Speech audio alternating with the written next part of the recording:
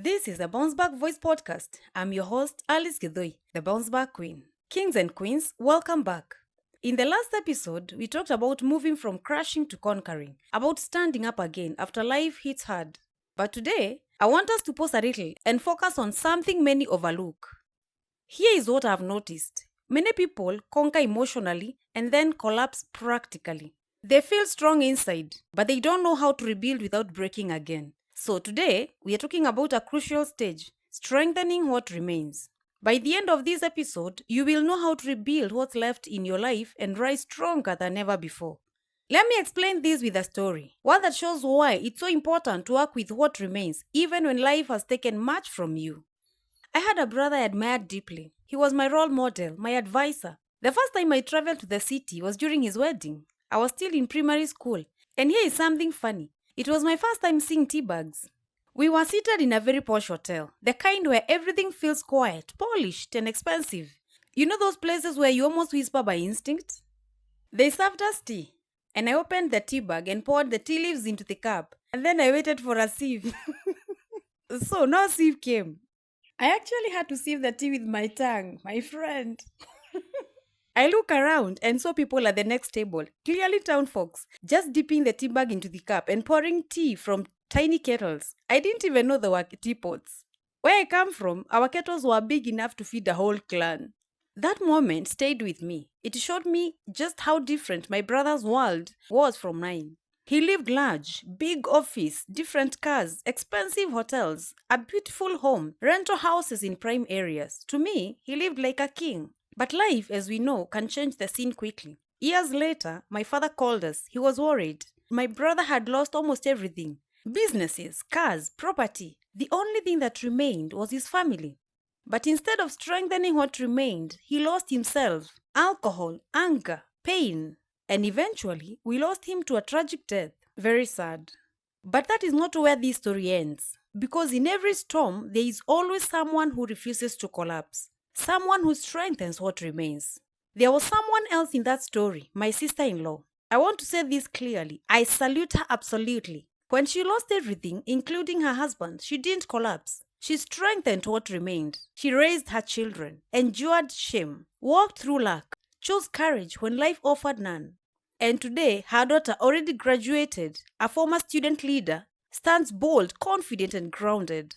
Loss didn't end that family. Neglecting what remained would have. And this principle isn't just life wisdom. It shows up even in scripture. There is a story in the Bible about Elijah.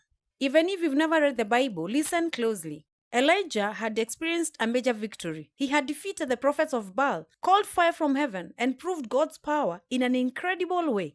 Celebrated a breakthrough. Like in the modern life, promotion at work, graduation, a big win. And then life crushed him. Queen Jezebel threatened to kill him. Elijah was exhausted, terrified, and ran for his life. He hid in a cave, feeling beaten, defeated, and alone.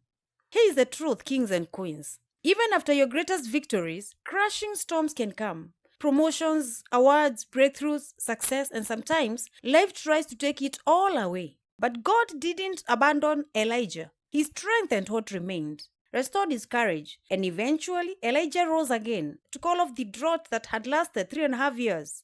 What is the lesson that you can pick from this? What remains after your storm, your courage, your faith, your gifts, is enough to rebuild and rise higher. There is another story in the Bible.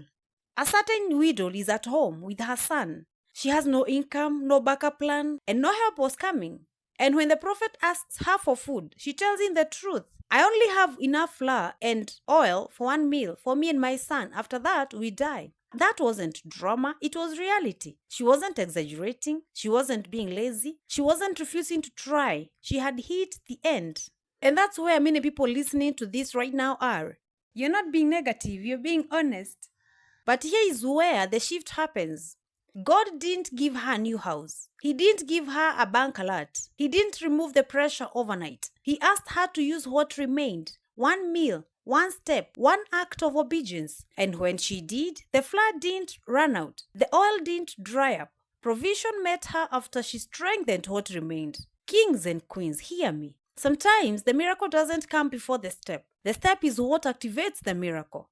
If you're waiting until everything is restored before you move, you may wait forever. But if you strengthen what remains, even if it feels like your last meal, life can begin again. Now, let's bring this closer to reality. Many people don't just lose things. They lose dignity, self-respect, confidence. They avoid old friends, change routes, change even towns. Not because they have nothing, but because they feel ashamed.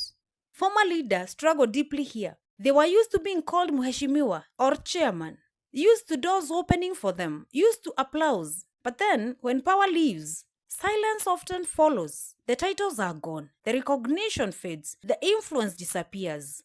However, some people still strengthen what remains, redeeming their lives quietly and wisely. Let me share one more story. This one shows how returning to your gifts can transform your life. I have a friend, a natural therapist with a PhD in chemistry. Brilliant mind, deep knowledge. He lived abroad for many years, returned home, vied for a political seat, and he failed badly. It crushed him for a while, but he refused to stay buried. Instead of chasing titles again, he went back to the crossroads, back to his gift. He revived his work as a natural therapist with discipline, depth, and care. People were healed. Testimonies came. The media noticed. Today, he's not just successful, he's content and fulfilled. Sometimes, God doesn't take you back to your peak. He takes you back to your purpose. So let me speak directly to you now, my friend. Life will happen. Loss will come. But even in the middle of the storm, you still have a choice. Jeremiah 6:16 says, "Stand at the crossroads and look. Ask for the ancient paths. Ask where the good way is and walk in it, and you will find rest for your souls." Hear me, kings and queens. Standing at the crossroads is exactly what these practical steps are. 1. Take inventory of what remains. Just like standing at the crossroads, you look at where you are. What is left after the crashing? What is still solid? What gifts, relationships, and resources survived? Number 2, protect your identity. Don't let loss redefine who you are. Ask, who am I at my core? That is your ancient path.